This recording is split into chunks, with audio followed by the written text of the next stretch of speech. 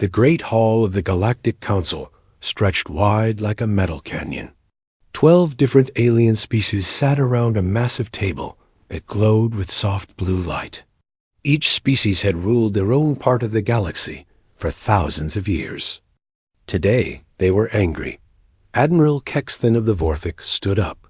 His green scales caught the light as he moved. His red eyes burned with rage. The Vorthik were warriors. They had conquered 50 worlds in the past century. Now they faced something they had never seen before. The humans are spreading too fast, Kexthan said. His voice was deep and rough. 15 years ago, they had one world. Now they have colonies. On 6 star systems. They build ships like insects make nests. The other council members nodded. The Zelkari delegate clicked her mandibles together. She looked like a giant ant with 4 arms. The humans are not like us, she said. They do not follow the old ways. They do not ask permission to expand. High Counselor Vextar of the Threnody floated above his chair. His body was made of pure energy, shifting between colors. I have watched their communications, he said. They speak of something called Project Starfall. They are planning something big. On Earth, Admiral Jake Morrison stood on the command deck of Mars' defense platform. He was a tall man with gray hair and serious eyes. He had fought in 3 wars before the aliens came. Now he commanded humanity's small fleet of warships. Sir, called Amy Rodriguez from her communication station.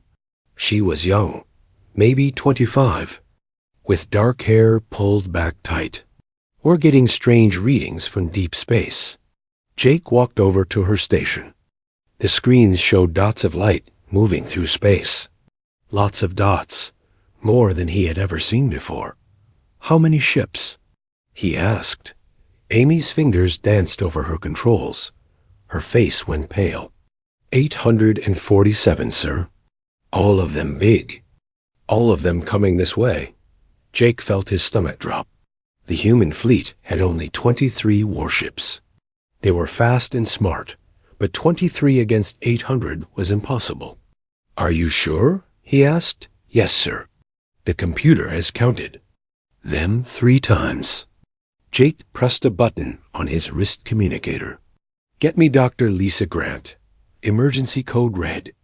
Dr. Lisa Grant was working in her lab when the call came. She was a small woman with brown hair and thick glasses. For the past 5 years, she had been working on secret projects that most people did not know about. When her communicator buzzed, she was looking at equations that covered an entire wall. Lisa here, she said. We have a problem. Jake's voice came through the speaker. 800 alien warships are coming to Earth. How close is Project Starfall to being ready? Lisa looked at her equations again. She had been working day and night for months. The math was perfect. The tests had worked. But using it in a real battle was different from using it in a lab. It's ready, she said. But Jake, we've never tested it on this scale. How long do we have?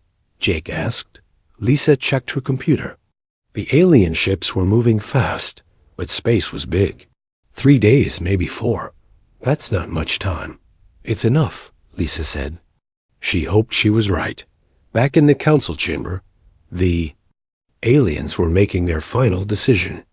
The Threnody had shared the human communications they had stolen.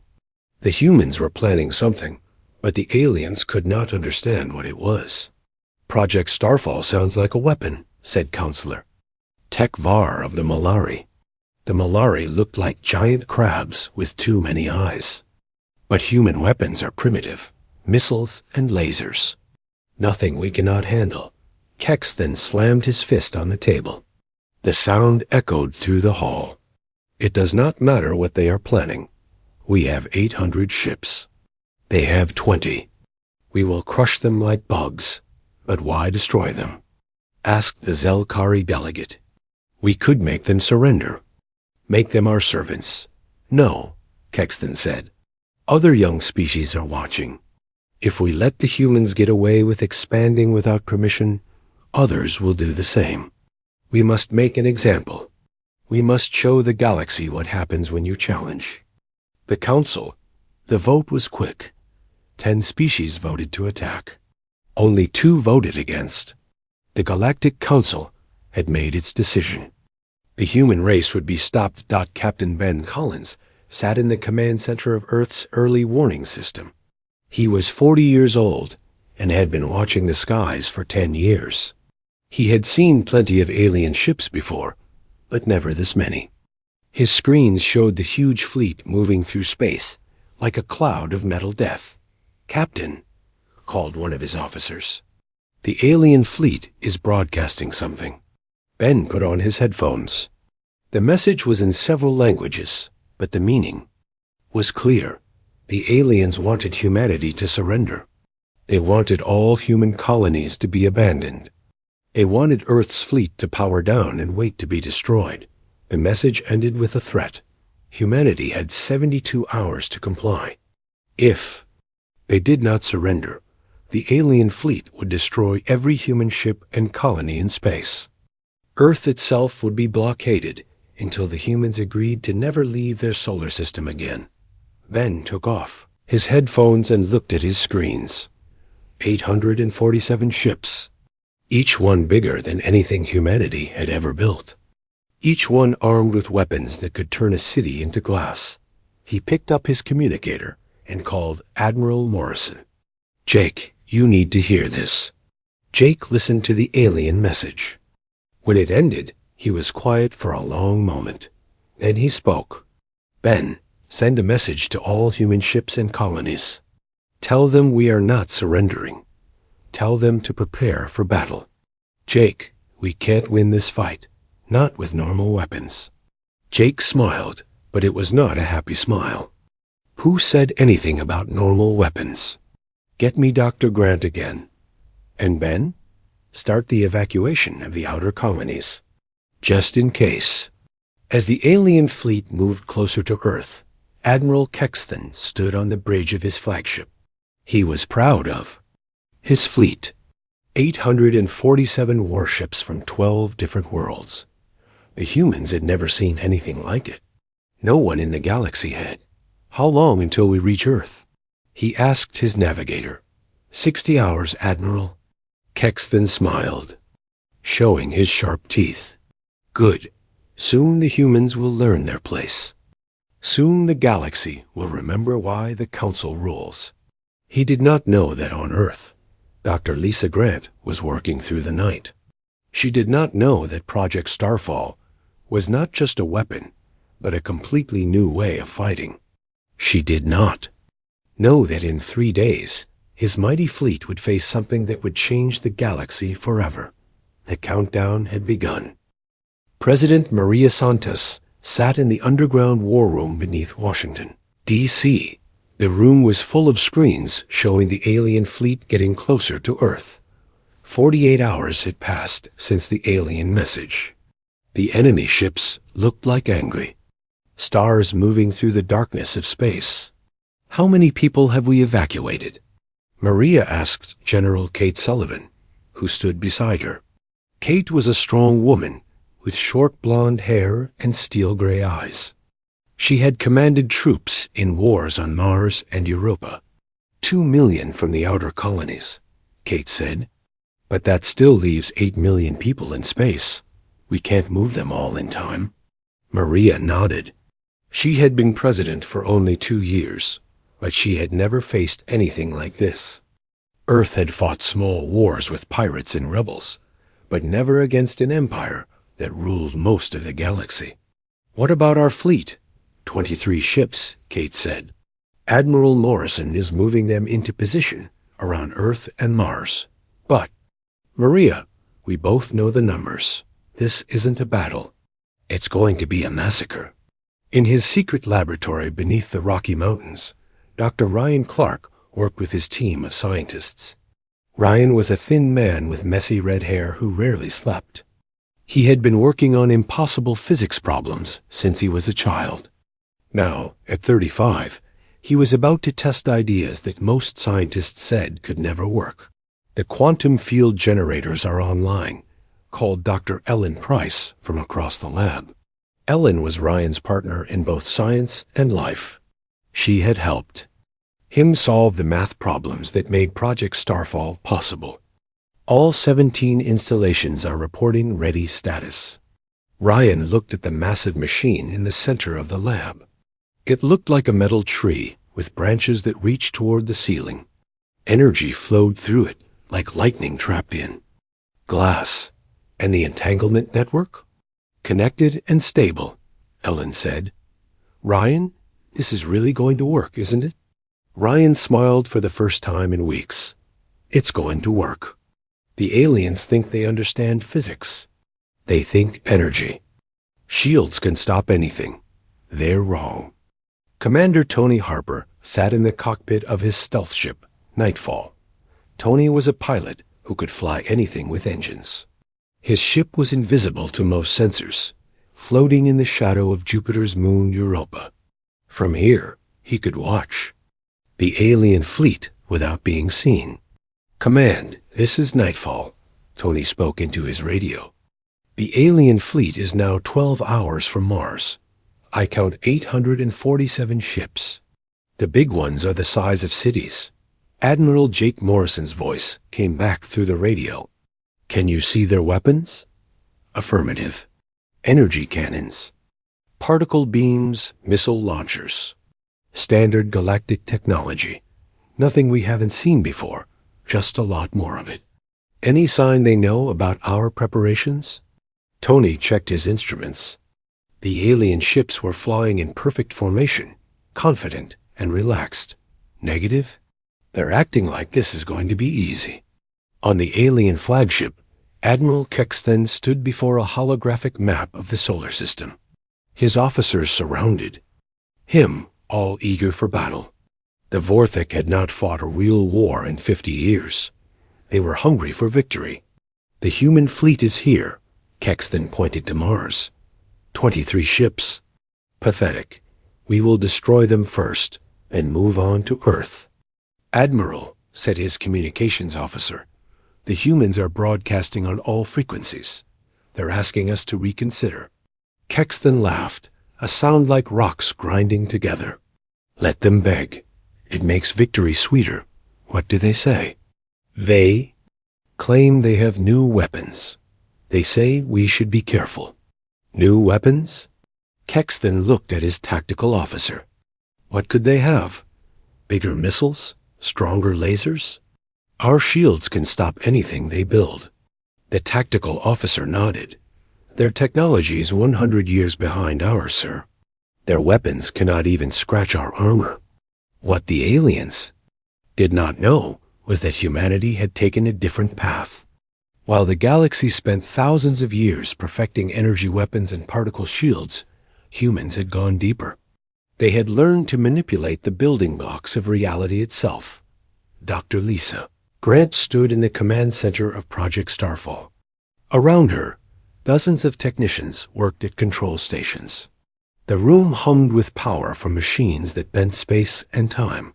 Final systems check, Lisa called out. She had not slept in 36 hours, but her mind was sharp. This was the moment she had worked toward her entire career.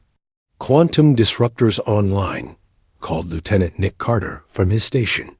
Nick was 28 years old and the best weapons officer in the human fleet. All targeting computers are locked onto the alien fleet. Entanglement field stable, reported another technician. Molecular phase variance at optimal levels, called a third. Lisa looked at the main screen. It showed the alien fleet as hundreds of red dots moving toward Earth. In 6 hours, they would reach Mars. In 12 hours, they would reach Earth. The battle that would decide humanity's future was about to begin.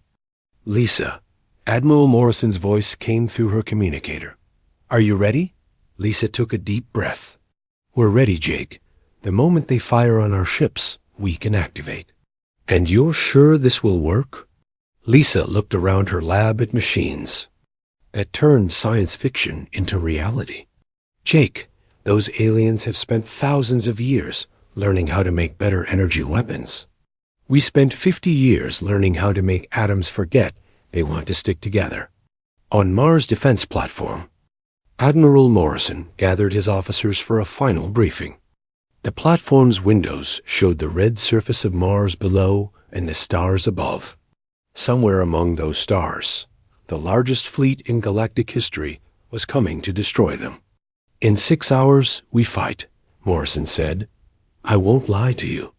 If we use normal tactics, we'll all be dead in minutes. But we're not using normal tactics." Commander Steve Walsh, head of Special Operations, raised his hand. Steve was a quiet man who had led secret missions throughout human space. "Sir, what exactly? Is Project Starfall?" Morrison smiled. "Steve, imagine if you could make an enemy ship forget that its atoms want to stay together. Imagine if you could reach across space and turn their strongest armor into empty space." "That's impossible," said Captain Ben Collins. 5 years ago. "We thought so too," Morrison said. "But our scientists found a way. The aliens think they're fighting humans with missiles and lasers. They're actually fighting humans who have learned to weaponize quantum physics." Amy Rodriguez looked up from her communication station. Her face was pale. "Admiral, I'm getting a message from the alien fleet. They're giving us one last chance to surrender." Morrison looked around the room at his officers. These men and women had served with him for years. They had families on Earth. They had friends in the colonies. Today, they would either save humanity or die trying. "Send them our reply," Morrison said. "Tell them that humanity does not surrender. Tell them that if they want a fight, they can have one. And Amy?" "Yes, sir?" "Tell them they picked the wrong species to threaten." As the alien fleet moved closer to Mars, Admiral Kex then received the human response. He read it and laughed. "They still think they can fight us," he told his officers. "Prepare all weapons. When we reach Mars, destroy every human ship you see. Show them what real power looks like." The alien ships began to spread out into attack. Formation: 847 warships, each one armed with enough firepower to level a city. The largest fleet ever assembled was ready to teach humanity a lesson they would never forget. What they did not know was that the lesson was about to go the other way. On Earth, in laboratories hidden beneath mountains and oceans, machines that twisted reality hummed with power. Project Starfall was ready. Humanity's secret weapon was about to be revealed. The countdown continued. In 6 hours, the galaxy would discover that sometimes the smallest species could be the most dangerous. Sometimes the newcomers had tricks that the old empires never imagined. The battle for humanity's future was about to begin. The alien fleet reached Mars exactly on schedule. Admiral Kexton stood on his bridge and watched the red planet grow larger on his screens. Somewhere near that world, 23 human ships waited for him. He almost felt sorry for them. Almost. "All ships assume attack formation," Kexton ordered. "Prepare to engage the human fleet." 847 warships spread out like a metal web across space. Each ship was massive, bristling with weapons that could burn planets. The smallest destroyer was twice the size of the largest human warship. This was going to be quick. "Admiral," called his sensor officer, "I'm detecting the human fleet. They're hiding behind Mars, using the planet's gravity to mask their approach." Kex then nodded. "Clever, but pointless. Even if they surprise us, they cannot win. Move the fleet around both sides of Mars. Trap them." On Mars' defense platform, Admiral Morrison watched the alien fleet split into 2 groups. Half went left, half went right. In minutes, the human fleet would be surrounded. It was time to spring humanity's trap. "All ships, this is Morrison," he spoke into his communicator. Execute Plan Echo. Repeat. Execute Plan Echo. Across human space, 23 warships began to move. But they were not running toward the enemy or trying to hide. Instead, they were moving into very specific positions, like pieces on a chessboard.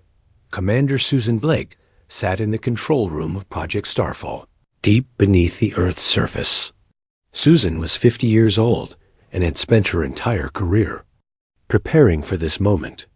Around her, dozens of technicians monitored machines that most people could not understand. All quantum field generators are online, Susan reported. Entanglement network is stable. We're ready to activate on your command, Admiral. How long will it take? Morrison's voice came through the communicator. Once we start, the effect will spread at light speed, Susan said. Every alien ship in the solar system will be affected simultaneously.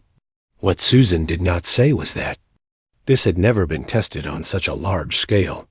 The math said it would work. The computer simulations said it would work.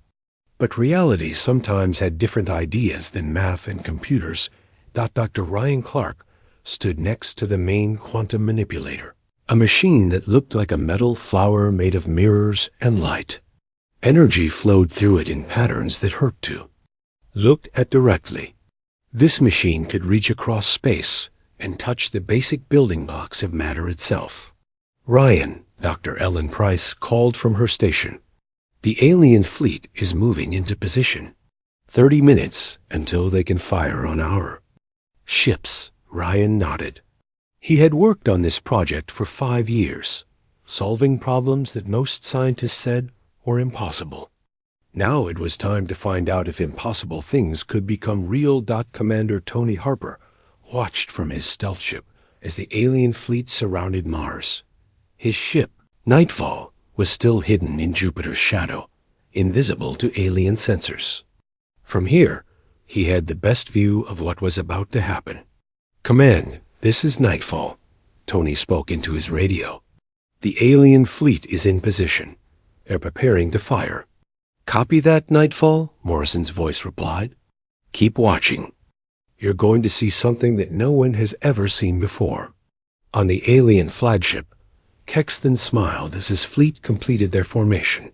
The humans were trapped. Their small ships were outnumbered 40-1. This was how wars should be fought. Overwhelming force against a weak enemy. Sir, called his weapons officer, all ships report ready to fire. Excellent, Kexton said. Target all human ships. Fire on my command. But before he could give the order, something strange happened. The human ships began to move in ways that made no sense. Instead of running or trying to fight, they spread out into a perfect pattern around Mars. It looked almost like they were forming some kind of geometric shape. What are they doing? Kexton asked his tactical officer. Unknown, sir. Their formation serves no military purpose. They're just making themselves easier targets. Kexton shrugged. If the humans wanted to make this easier, he would not complain. All ships open fire. Destroy every human vessel.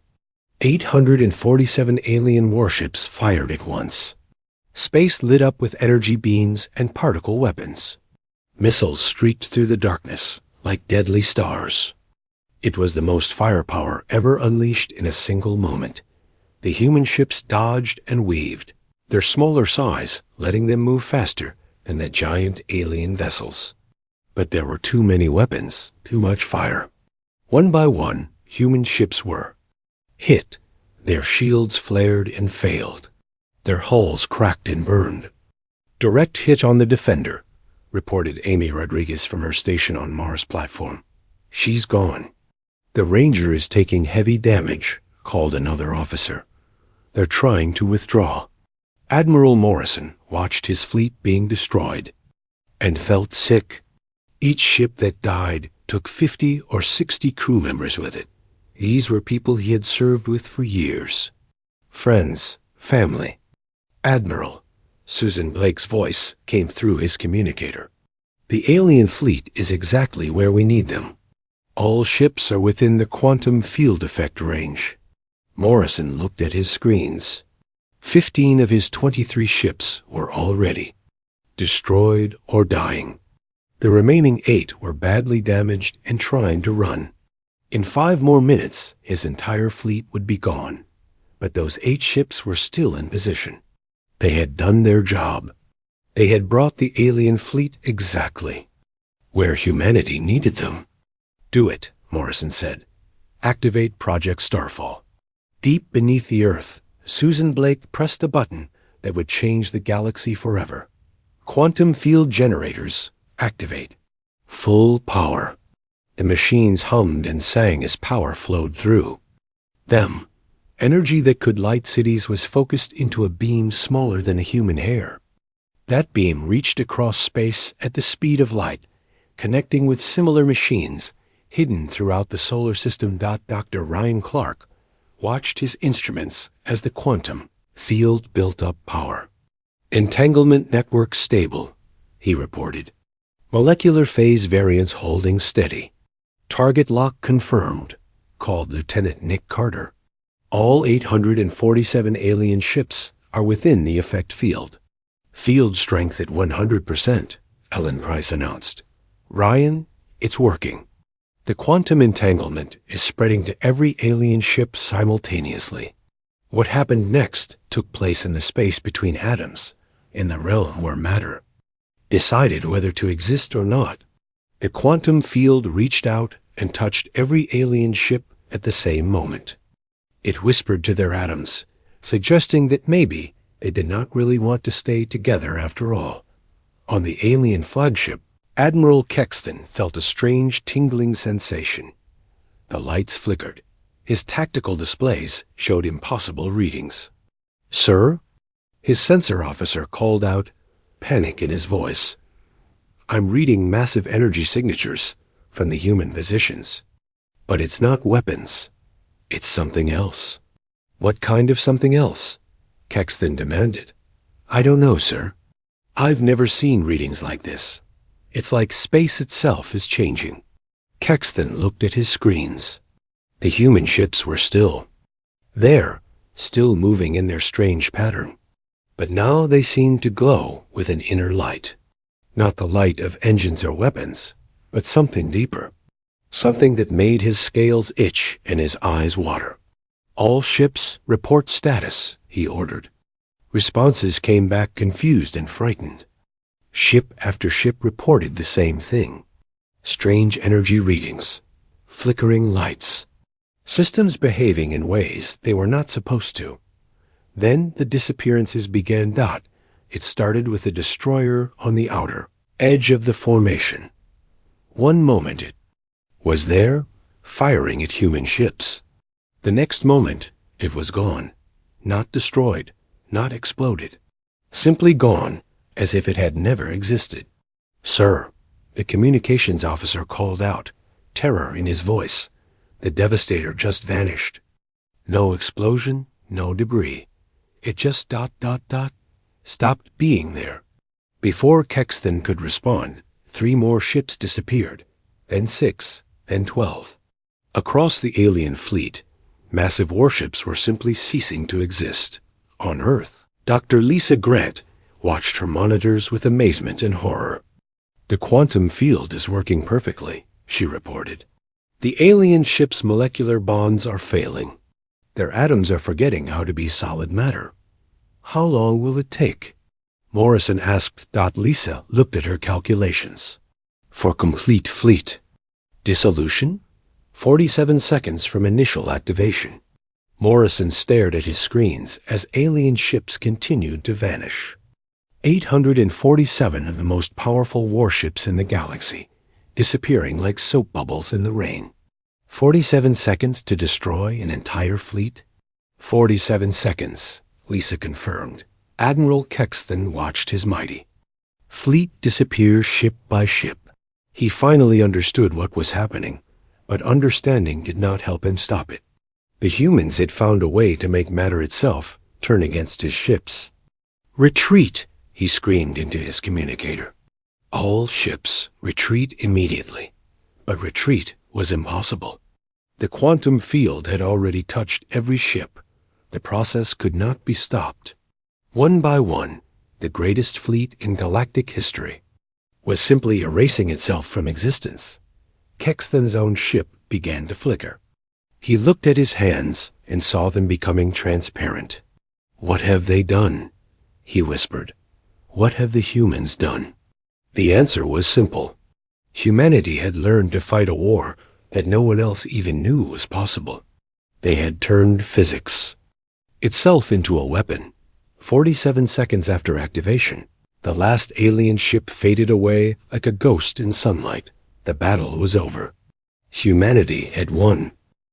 Admiral Jake Morrison stared at his screens in complete silence. Where moments before there had been 847 enemy warships, now there was nothing. Empty space stretched between Mars and Jupiter, clean and quiet as if the alien fleet had never existed. "Amy," he said quietly to his communications officer, "confirm the readings. Are they really gone?" Amy Rodriguez checked her instruments 3 times before answering. Her hands shook as she worked the controls. "Yes, sir. All 847 ships show 0 readings. No energy signatures, no debris, no life signs. They're just gone." Morrison pressed his communicator button. "Dr. Grant, this is Morrison. What exactly happened out there?" "Dr. Lisa." Grant's voice came back tired but amazed. "We disrupted the quantum fields that hold their atoms together. Their ships didn't explode or burn. They simply stopped existing as solid matter. Every atom returned to its individual state." "And the crews?" "The same, Admiral. I'm sorry, but there was no way to separate the ships from the people inside them. When we affected the ships, we affected everything in them." Morrison closed his eyes. 847 ships. Probably 50,000 alien soldiers. All gone in less than a minute. He had won the greatest victory in human history. But it felt like carrying a mountain on his shoulders. Commander Tony Harper's voice crackled through the radio from his stealth ship. "Command, this is Nightfall. I watched the whole thing. Sir, in 30 years of space combat, I've never seen anything like it. They just faded away." "Any idea how the galaxy is going to react to this?" Morrison asked. "Sir, I think the galaxy is going to be very, very afraid of us." On Earth, President Maria Santos sat in the war room surrounded by her advisors. The screens showed peaceful empty space where an invasion fleet had been minutes before. She should have felt relief, but instead she felt worry. "General Sullivan," she said to her military commander, "what happens now?" General Kate Sullivan looked at the tactical displays. "Now we prepare for the consequences. The Galactic Council just lost their largest fleet. They're going to want to know how we did it. And they're going to want to make sure we can't do it again. Can we do it again? According to Dr. Clark, yes. The quantum field generators are still online. We could target any ships in any star system, as long as we have the coordinates." Maria nodded slowly. Humanity had just become the most powerful military force in the galaxy. It was not a responsibility she had wanted. "Get me Ambassador Carol Thompson. If we're going to survive what comes next, we need to start talking to the right people." In the hidden laboratory beneath the Rocky Mountains, Dr. Ryan Clark sat down. For the first time in 48 hours. Around him, his team of scientists celebrated quietly. They had just proven that their impossible theories actually worked. "Ryan," Dr. Ellen Price sat down beside him, "we did it. We actually did it." "Yes," Ryan said, but he did not sound happy. "We turned scientific theory into the most powerful weapon in galactic history. Ellen, we just made it possible to destroy entire fleets from across the galaxy. Do you realize what that means?" Ellen looked around the lab at the machines that had made today's victory possible. "It means no one will ever threaten Earth again." It also means everyone in the galaxy is going to be terrified of us. Fear makes people do stupid things. Commander. Susan Blake walked over to join them.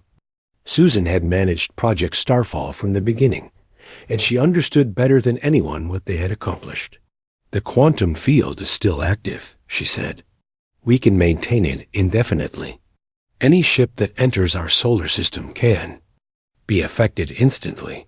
Good, Ryan said, because something tells me we're going to need that protection very soon. Across the galaxy, the news of the fleet's disappearance spread like wildfire. On 12 different worlds, the species that made up the Galactic Council received reports that their mighty armada had simply vanished. High, Counselor Vextar of the Threnody floated in his energy chamber, his light body flickering with distress.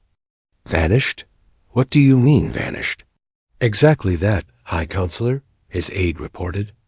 All 847 ships stopped transmitting at the same moment. Our long-range sensors show nothing in the Sol system except the human ships. Could they have retreated to another system? No, sir. We would have detected their jump signatures. They didn't retreat. They didn't explode. They just stopped existing. The Zelkari Queen clicked her mandibles nervously in her hive chamber. Around her, thousands of worker Zelkari buzzed with agitation. The humans have a weapon we do not understand, she told her military advisors. Admiral Kexton commanded, the finest fleet in our history. If they could destroy him so completely, what could they do to our home worlds? Similar conversations were happening on every council world. The Malari hid in their deep ocean cities, afraid to surface. The Corvani locked down their trade routes. The Thaxan Empire recalled all their fleets to defend their capital. For the first time in 1,000 years, the species that ruled the galaxy were afraid. But not all the galaxy's species were council members. In the Outer Rim, dozens of younger civilizations had been watching the confrontation between humanity and the Council. These species had been conquered or bullied by the Council for centuries. Today's events gave them something they had not felt in generations: hope. On the world of Kepler 438b, the Myrian Assembly called an emergency session. The Myrians looked like tall, thin humans with blue skin and large eyes. They had been forced to pay tribute to the Council for 300 years. The humans destroyed the Council fleet, announced Prime Speaker Veltar. In less than 1 minute, they eliminated the largest military force in galactic history. The Assembly buzzed with excited conversation. Does this mean the Council's power is broken? Asked one representative. It means the Council is no longer the strongest force in the galaxy, Veltar replied. That honor now belongs to a species that most of us had never heard of until 15 years ago. On Mars' defense platform, Admiral Morrison received his first communication from outside human space. Amy Rodriguez looked confused as she handed him the message. Sir, we're getting a transmission from something called the Myrian Assembly. They want to congratulate us on our victory? Morrison read the message. It was formal and polite, but the meaning was clear. Species throughout the galaxy were reaching out to humanity, hoping to make friends with a new dominant power. Amy, how many messages like this have we received? 17 so far, sir, all from species I've never heard of. They all want to establish diplomatic relations. Morrison smiled for the first time since the battle. It seems we've made some new friends. Get me President Santos. She needs to know that humanity just became very popular. Dr. Lisa Grant stood in her laboratory, looking at the machines that had changed everything. The quantum field generators were still active, still connected to the network that could reach across space to touch any target. The power to destroy fleets, planets, even entire star systems was humming quietly in the walls around her. Lisa. Admiral Morrison's voice came through her communicator. I need to ask you something important. This quantum weapon of ours, ... Could someone else build one? Lisa thought about the years of research, the breakthrough discoveries, the unique way that human science had developed. Not easily, she said. Jake, we took a completely different path than everyone else in the galaxy. While they were perfecting energy weapons, we were studying quantum mechanics. Our entire approach to physics is different from theirs. But could they learn? Eventually, maybe. But it would take them decades to catch up to where we are now.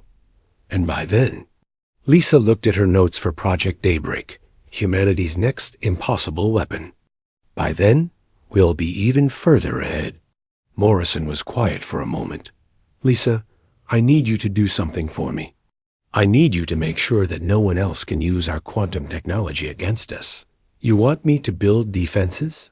I want you to build whatever it takes to keep Earth safe. Because something tells me that losing their fleet is not going to make the Council give up. It's going to make them desperate. In the Great Hall of the Galactic Council, the surviving members met. In emergency session, the chamber felt empty with so many seats vacant. The species that had provided ships to the Great Fleet were in mourning for their lost crews. We underestimated them, admitted Counselor Tekvar of the Malari. His many eyes blinked in sequence as he spoke.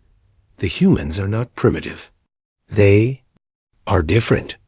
Their technology follows paths we never considered. High Counselor Vextar energy form flickered with anger. Different or not, they destroyed our fleet. They killed 50,000 of our people. This cannot go unanswered. What do you suggest? Asked the Zelkari delegate. Send another fleet? The humans just proved they can make our ships disappear. How do we fight an enemy that can erase matter itself? The council chamber fell silent. For 1,000 years, they had solved problems with overwhelming force. Now they faced an enemy that had turned force itself into a meaningless concept. There must be a weakness, Vextar insisted. No weapon is perfect. We will study what happened. We will learn how they did it, and then we will find a way to stop them. But privately, each council member wondered the same thing. Had they just awakened something that would destroy them all? Back on Earth, TH. 6 months after the 47-second battle, Ambassador Carol Thompson walked through the corridors of the new Galactic Embassy Station. The station orbited Earth's moon, built jointly by humanity and 12 different alien species who wanted to be friends with the people who could make fleets disappear. Carol was a diplomatic woman in her 50s, with gray hair and sharp eyes. Before the war, she had been Earth's ambassador to the outer colonies. Now she was humanity's voice to the entire galaxy. It was not a job she had wanted, but it was a job that needed doing. Ambassador, called Dr. Ryan Clark as he caught up. With her in the corridor, Ryan looked different now. The stress of the past months had aged him, but his eyes still held the curiosity that had made Project Starfall possible. The Council has responded to our latest proposal. Carol stopped walking. And they want to meet, face to face. They're calling it a peace summit, but we all know what it really is. Carol nodded. After 6 months of threats, demands, and failed attempts to duplicate human quantum technology, the Galactic Council was finally ready to admit that the old order was finished. When and where? Neutral space, the Kepler station. 1 week from today. Carol smiled grimly. Kepler station belonged to the Myrian Assembly, one of the species that had reached out to humanity after the battle. The Myrians had suffered under Council rule for centuries. Now they were happy to host a meeting that might end that rule forever. On Mars, Admiral Jake Morrison stood in his new office, overlooking the expanded military complex. Through his windows, he could see construction. Crews building humanity's first true war fleet. Not the small patrol ships they had used before, but massive vessels designed to carry quantum weapons across the galaxy. Fleet Admiral Morrison, he corrected himself. The promotion had come with humanity's new status as a galactic power. Now, he commanded not just Earth's defense, but the security of 12 allied species and 47 star systems. Admiral, General Kate Sullivan entered his office carrying a data pad. Kate had been promoted too, to Secretary of Galactic Defense. The new ships are ahead of schedule. The Quantum Storm will be ready for trials next month. Morrison looked at the construction yards where humanity's new flagship was taking shape. The Quantum Storm was 3 times larger than any ship humanity had ever built, armed with enough quantum disruptors to eliminate entire fleets from across the galaxy. "Any word from our allies?" Morrison asked. "The Marians are providing navigational data for the Outer Rim. The Talkari are sharing their shield technology. The Vexnari offered to help with engine design." Kate smiled. "It seems everyone wants to be friends with the species that can rewrite physics. And the Council?" Kate's smile faded. "Still making threats they can't back up. Still demanding that we share our quantum technology with them. Still pretending. They're in charge of the galaxy," Morrison nodded. The Council had spent 6 months trying to recreate humanity's quantum weapons. They had failed completely. Their scientists could not understand the mathematics. Their engineers could not build the machines. The technology that had destroyed their fleet remained uniquely human. In her laboratory on Earth, Dr. Lisa Grant worked on projects that would have seemed like magic to the Council scientists. Project Daybreak was nearly complete, a quantum communication system that could send messages instantly across any distance. Project Starlight could transport matter from one place to another without crossing the space in between. "Lisa, Doctor." Ellen Price called from her station. "We're getting readings from the Outer Rim. Someone is building something big near the Vorthic home world." Lisa looked at her screens. The quantum sensors that humanity had placed throughout the galaxy could detect any large-scale energy construction. What she saw made her frown. "That's not a space station," she said. "Ellen, they're building some kind of massive cannon. Something designed to fire across galactic distances." "A weapon?" "A very big weapon. Get me Admiral Morrison immediately." On the Vorthic homeworld, the remnants of Admiral Kexthen's military worked day and night on their secret project. The Stellar Annihilator was not elegant like human quantum technology. It was brutal and simple, a cannon the size of a city that could fire concentrated antimatter across thousands of light years. General Zeekmer, Kexthen's successor, stood before the massive weapon. "How long until it's ready?" "3 more days," his chief engineer reported. "The targeting computers are calibrated for Earth's solar system. One shot will destroy their entire star." Zeekmer's scales gleamed with satisfaction. The humans had embarrassed the Vorthic Empire. They had made his people look weak. Soon, Earth would be nothing but cooling gas, and the upstart humans would be a memory.